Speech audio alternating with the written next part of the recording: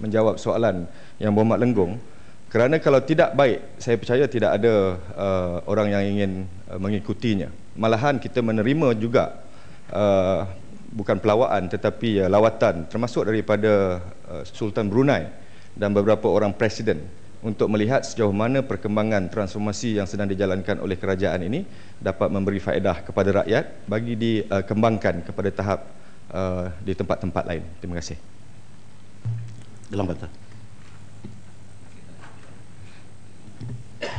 Bukankah agenda transformasi nasional sudah gagal dengan pengumuman Yang Amat Berhormat Perdana Menteri baru-baru ini mengenai agenda memperkasakan ekonomi bumi putera? Oleh kerana yang pertama, ia menentang dasar ekonomi, model ekonomi baru yang menjanjikan transformasi program afirmatif berasaskan keperluan dan merit untuk meningkatkan mutu kehidupan golongan yang berpendapatan pada tahap 40% yang terendah tanpa mengkira latar belakang dan kaum. Dan kedua, bahawa dasar ekonomi barulah boleh menguntungkan segelintir orang UMNO Putera, sedangkan bahawa bumi putera, kaum sebahagian besar kaum bumi putera masih kekal dalam golongan 40% rakyat Malaysia yang berpendapatan rendah. Dan ketiga, bahawa bertentangan dengan satu Malaysia sudah 4 tahun agenda transformasi nasional dijalankan, tetapi selain daripada seorang menteri, adakah orang menteri-menteri yang lain yang rela kata mereka Malaysian first dan Malay second? Adakah? Tidak. Bukankah ini menunjukkan bahawa kegagalan agenda transformasi nasional? Tan Sri dan Petua, kita nak cepat sampai, tetapi yang jadi lambat macam inilah. Bukan setakat dia kata gagal. Tak salah kalau saya kata dia nak tengok perkara ini gagal. Nak tengok perkara ini gagal supaya agenda dia yang lebih mendapat tempat.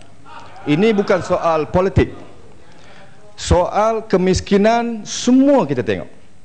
Tetapi kalau kita tengok statistik, 68% rakyat negara ini adalah Melayu bumi putera yang hanya memiliki ekuiti hanya 24% sekitar. Sudah tentu untuk kita menentukan satu perkara yang sangat stabil, jumlah ini perlu kita angkat. Kita juga ada sasaran 30% pemilikan ekuiti bumi putera yang belum dicapai. Kerajaan menggariskan untuk capai itu melalui apa yang baru diumumkan pada 14 September, Majlis Ekonomi Bumi Putera. Sebagai kerajaan yang bertanggungjawab, semua ini kena dilihat, baru kita boleh jadi sebuah negara yang memberikan keadilan kepada semua. Saya percaya tidak akan ada yang tercicir, tetapi kalau agenda ini tak dibuat, maka kerajaan gagal untuk menjayakan transformasi yang baru saya bacakan dengan panjang lebar tadi. Terima kasih Yang Berhormat. Tan Sri, satu lagi Tan Sri boleh Tan Sri? Yang Amat Berhormat Tuan Lim Guan Heng Bagan. Terima kasih Tan Sri, Datuk Sri, Tuan Petua. Selamat pagi dan salam bersih kepada semua.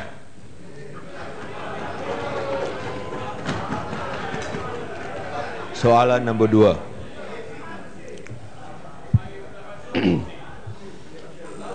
Tan Sri Yang Petua,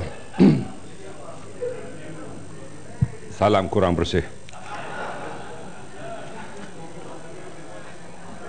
Tan Sri Yang Petua, untuk maklumat ahli yang berhormat, sahabat saya dan Dewan Yang Mulia ini, status jenayah di negara secara keseluruhannya masih lagi terkawal dan tidak membimbangkan. Walaupun gambaran yang diberikan oleh setengah pihak, terutama belah sana, berhubung kedudukan kes jenayah begitu meruncing ketika ini dan mendakwa bahawa bandar-bandar utama di Malaysia adalah tidak selamat.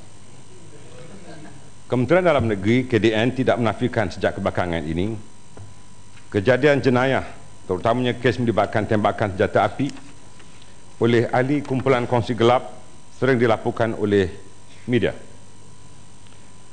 KDN khususnya pihak PDRM tidak mengambil sikap berdiam diri bagi mengekang jenayah ini. Pihak polis telah melancarkan op cantas khas untuk menggempur kegiatan kongsi gelap dan kegiatan gangsterisme Dan usaha ini adalah untuk menteras kegiatan jenayah kekerasan yang dilakukan oleh ahli-ahli kongsi gelap dan tak geng atau something, seperti kes tembak yang mengakibatkan kematian, cuba membunuh, mendatangkan kecederaan, pemerasan dan ugutan. Sejak operasi ini dilaksanakan pada 17 Ogos yang lalu, sehingga kini seramai 7,200 individu yang disyaki terlibat dalam kegiatan kongsi gelap dan tak geng telah ditangkap. Kesan daripada operasi ini telah menunjukkan penurunan ketara, terutamanya kes bunuh. Tan Sri Yang Pertua, kenyataan Yang Berhormat mengenai kekurangan seramai 600 pejawatan anggota polis di Pulau Pinang adalah tidak tepat. Dari segi perjawatan di kontingen Pulau Pinang, jumlah perjawatan keseluruhan pegawai beruniform adalah seramai 5,650 pejawatan, dan daripada jumlah tersebut 5,619 pejawatan telah diisi. Kekosongan hanyalah sebanyak 31 pejawatan, bukan 600.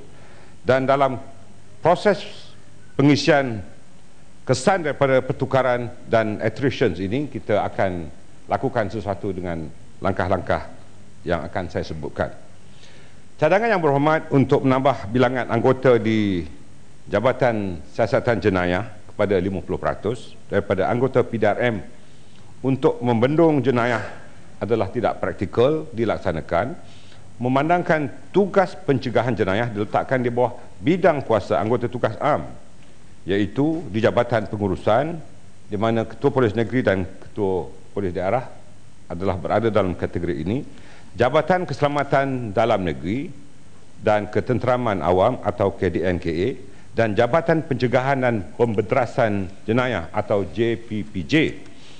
JSJ hanya menjalankan tugas untuk menyiasat kes jenayah dan penguatkuasaan terhadap kes yang berunsur jenayah. Jumlah keanggotaan di JSJ sesuatu negeri atau daerah akan ditambah apabila kertas siasatan pegawai penyiasat atau penolong pegawai penyiasat telah meningkat begitu ketara dan membebankan pegawai berkenaan. Pada dasarnya, kerajaan telah meluluskan sebanyak 4,000 pejawatan baru mulai tahun lalu, dan sehingga 2015 bagi memperkasakan lagi perkhidmatan polis kepada masyarakat.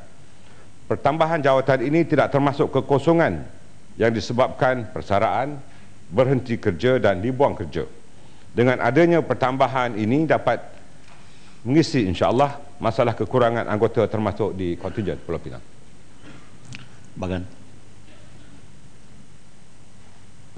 Terima kasih Tan Sri Yang Pertua. Saya tidak bersetuju dengan pandangan Yang Berhormat Menteri Dalam Negeri tadi bahawa keadaan jenayah terkawal, kerana kita boleh lihat bukan sahaja ahli keluarga menteri jadi mangsa, maka keluarga diraja pun jadi mangsa. Dan dalam aspek ini, bolehkah kita melihat dari tiga bahagian? Satu ialah untuk mencegah jenayah dalam aspek keanggotaan atau apa yang selalu disebut police omnipresence. Dan di sini kita tidak lihat macam mana police omnipresence boleh tercapai kalau kita tidak menambah anggota polis untuk fokus hanya kepada pencegahan jenayah. Yang kedua ialah proses. Proses yang diamalkan saya rasa harus dirombak supaya ia lebih proaktif. Dan di antara langkah-langkah yang harus diambil ialah menubuhkan IPCMC supaya kita pastikan hanya anggota polis yang profesional dikekalkan dan bukan mereka yang terlibat dalam sebarang salah laku atau penyalahgunaan kuasa.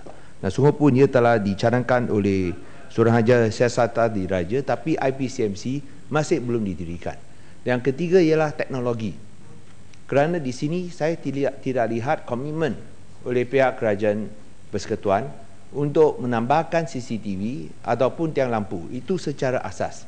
Kerana kalau ini dapat dilakukan bersama dengan kepulisan masyarakat, saya rasa ia dapat mengatasi masalah jenayah.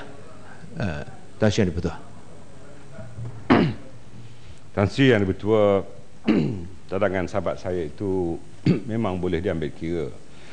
Tetapi saya ingin memperlihatkan kekesanan yang telah berlaku sejak beberapa tindakan dilakukan bagi pengurangan jenayah.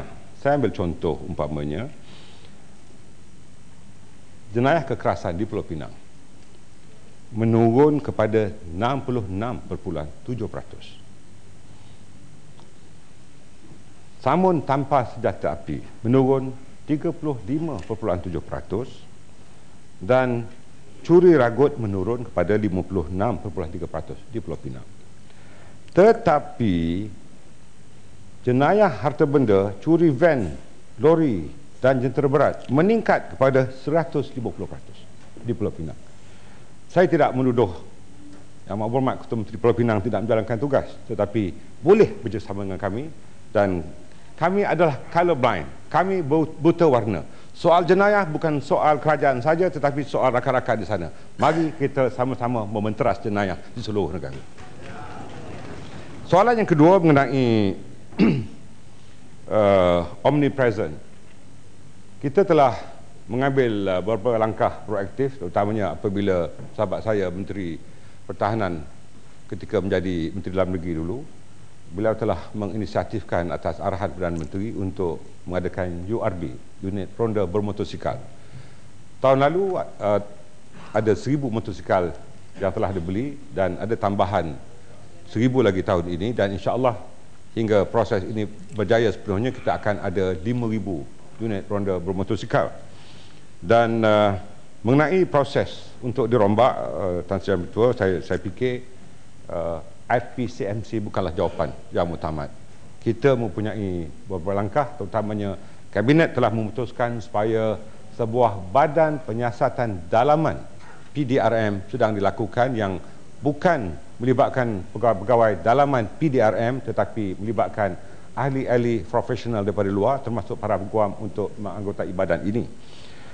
Saya bersetuju mengenai teknologi, walaupun ada komitmen daripada pihak kerajaan, tetapi kami yakin bahawa soal CCTV dan tiang lampu bukan hanya komitmen daripada kerajaan persekutuan, tetapi saya mohon kerajaan-kerajaan negeri, terutama kerajaan yang tidak berada di bawah BN, Pulau Pinang, Kelantan dan Selangor, sama-sama membeli CCTV, terutama yang HD, high definition, dan juga tiang-tiang lampu yang boleh memperlihatkan images wajah untuk menjadi bahan bukti apabila kes-kes ini dibawa ke mahkamah. Saya yakin Pulau Pinang akan memulakan langkah ini lebih awal. Kalabakan.